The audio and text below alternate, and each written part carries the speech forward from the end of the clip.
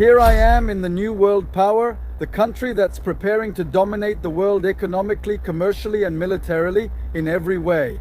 Let me introduce you to China, the new world power, made in China. These three words changed the commercial world.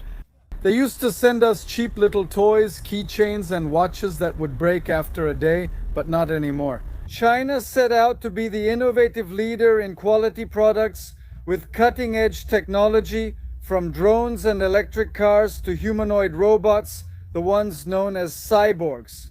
China is putting its products and cutting-edge technology not only in dollar stores or flea markets, but also in the highest levels of government around the world and in the most crucial parts of everyday life for everyone, from your office, highways, skies, space, all the way to your bedroom. A decade ago, China unveiled its ambitious plan to the world called Made in China. Pretty creative, those guys. This plan aimed to completely transform China, turning it from the world's cheap factory into the leading innovator in cutting-edge technology. Ever since I was a kid, as far as I can remember, China has always been a huge market in the world, but not a high-impact market. It hasn't been a quality market. It's been a country that sends us quantity, but not quality. And China knows this and set out to change it. They set out so that when you hear the word China, the first thing that comes to your mind isn't cheap knockoffs, but cutting-edge technology. So they divided all the world's technologies into pieces and sectors, 260 to be exact, and set out to become world leaders in all these 260 sectors. The goal was to achieve all of this in 2 decades. This plan has 3 phases. Phase 1 by 2025 to become one of the world powers in manufacturing for all key industries. Phase 2 by 2035 to match in quality all the other world powers, Germany, Japan, Switzerland, the United States, and Phase 3 by 2049 to be the supreme leader in the world. That is, you will innovate and produce everything you invent yourself effectively and cheaply. Typically, the country that innovates outsources production to a cheaper country, while the low-cost producer isn't innovative. By 2049, Zhongguo wants to be the absolute leader in both. All of this with complete independence from the supply chain, meaning not relying on anyone for materials or raw resources.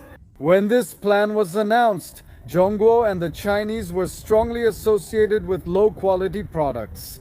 That is, Zhongguo doesn't lack strength or scale, it only lacks innovation and leadership. That is, the world was full of Chinese products. But they realized that any country with low investment and little technology could very easily manufacture these same products.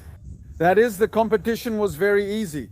In 2015, 70% of the cars in China were being manufactured by foreign countries, and not just the cars. The airplanes in the sky were made by Boeing or Airbus, the cars by them.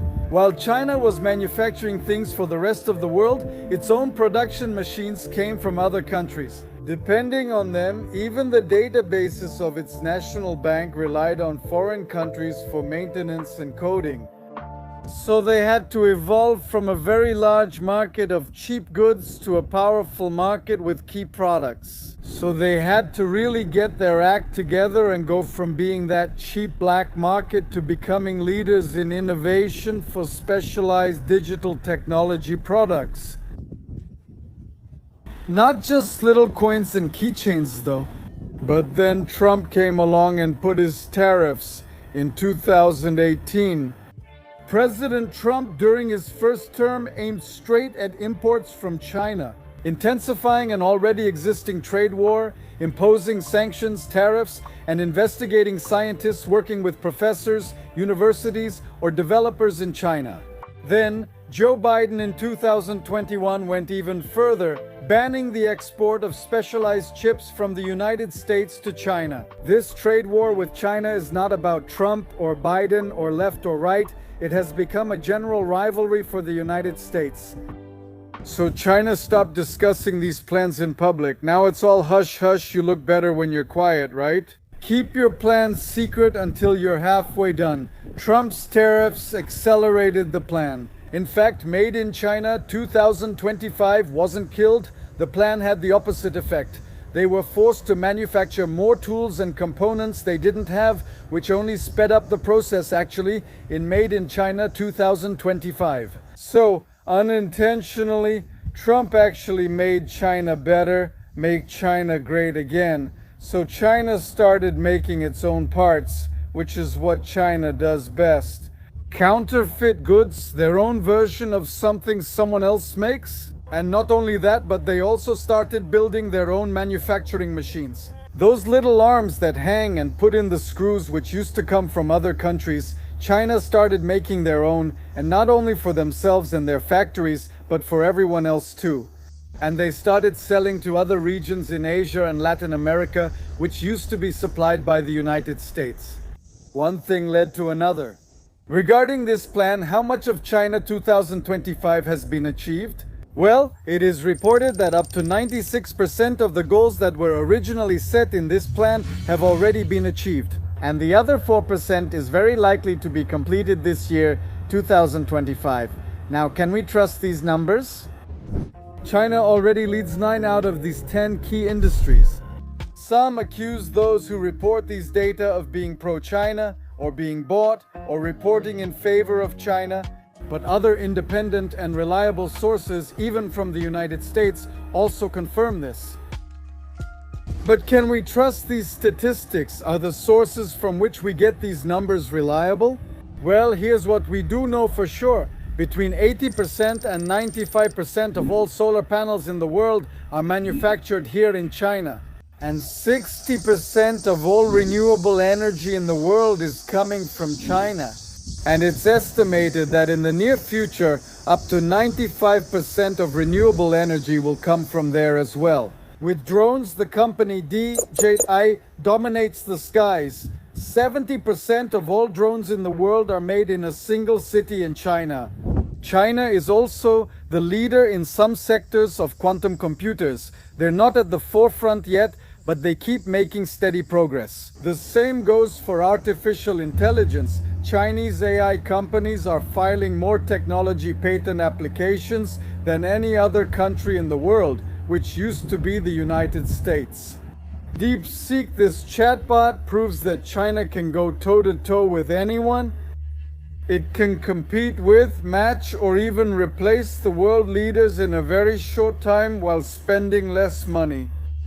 And this triggers a chain reaction. It makes innovators from around the world want to come here to China, sell their technology to China, or at the very least, lease it to them with dividends and patent rights. And this way China is gathering all that talent from around the world, and now it's given to them instead of the United States. There is only one sector in which China still does not dominate global manufacturing, and that is the agricultural machinery sector, tractors and everything related to harvesting. And according to studies, they still have years to go before they become the leaders, especially with the sanctions where they are no longer being given chips. So those John Deere tractors are still going to be dominating. And the electric car manufacturer YBD surpassed Tesla as the largest electric car producer in the world. And the Chinese government started offering very large subsidies to buy your electric vehicle. And so, when you walk through the streets of China, you see that 90% of the vehicles are electric. Since I arrived here, I've seen only 1 or 2 that run on gasoline. Well, critics in the United States say that these subsidies are unfair because they make it impossible for them to compete against China. It's unfair for their cars since they can't sell them worldwide now. Because who would want to buy an American car when you can buy one of these for half or even a third of the price? In fact, here in China, owners of cars like this, which are still gasoline powered, can take them to a trade-in center and they'll buy it from them. And all the money goes toward buying a new electric car? In fact, there are these junkyards with tens of thousands of gasoline cars in more or less good condition, waiting to be destroyed, recycled, disassembled, whatever, because all the owners already have an electric one. Well, is this unfair? If your government says, look, I'll help you buy a new car, is this unfair to the other companies that manufacture cars?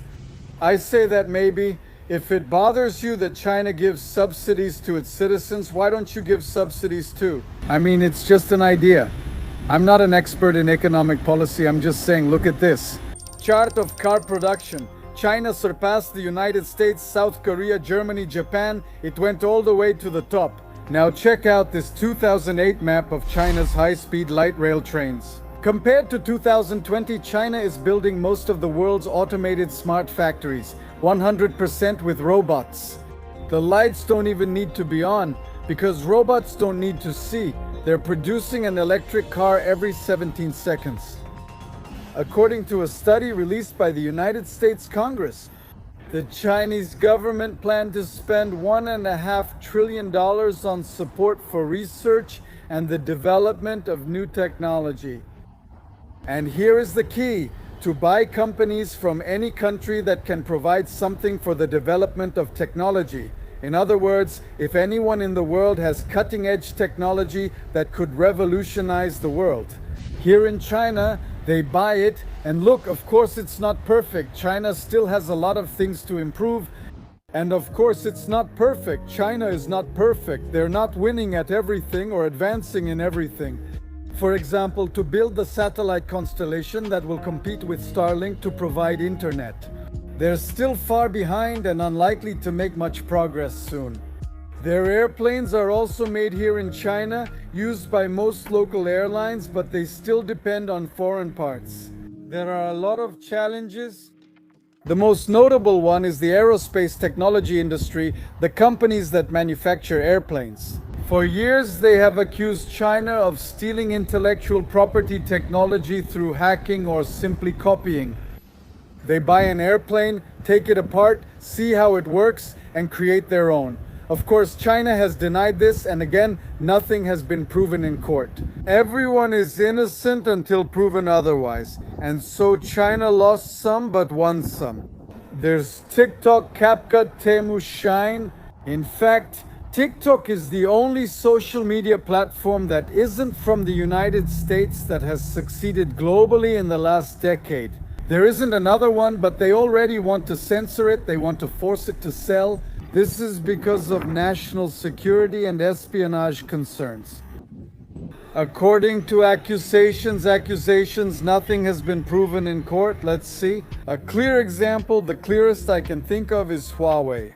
In 2019, it was at the top of the world with 5G technology. It also had a huge share in phone manufacturing. Everything was going perfectly, trending upward until the United States sanctioned the company Huawei, citing concerns and risk to national security due to espionage. So its market share dropped significantly, and they couldn't get the chips they needed to keep moving forward and producing because of the United States embargo.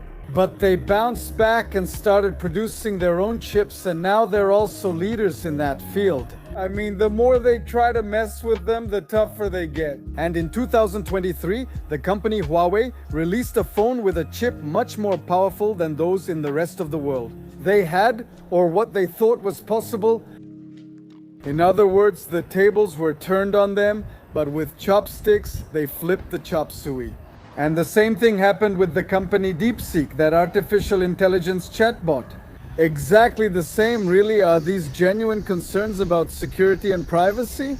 Or are the Americans just attacking China because they're jealous, because they're afraid of competition? Because they already have that culture of destroying and sabotaging anyone who threatens their supremacy in the world? Or is China really taking people's information and using it without their permission? And therefore, it's a legitimate concern, because we don't know. I don't trust any government, 100%, not a single one. So all we can do is wait and see what happens. Walking through these streets with heavy traffic, congested, but I notice that they're very quiet, really, really quiet. This is because all the vehicles, most of them are electric, including the garbage trucks and police patrol cars. Ah, the birds and insects in the trees make more noise than the traffic itself. Let's see who can be the first to spot an old car, a gasoline one that's making noise. I think there's one coming over there, a Mini Cooper. And the ones that aren't vehicles are bicycles. And an important thing is that cyclists and drivers aren't honking at each other. Did you want to see civilization and people behaving like adults? Here you go. Look, here it is. You don't hear horns or engines that are low on oil or old beat-up cars that won't start, just electric cars and electric motorcycles in harmony. No matter how much congestion there is, no matter how much traffic you have or how slow it goes, these guys don't honk at each other. I mean, yes, there are people who cut in and drive a bit aggressively, but they don't honk.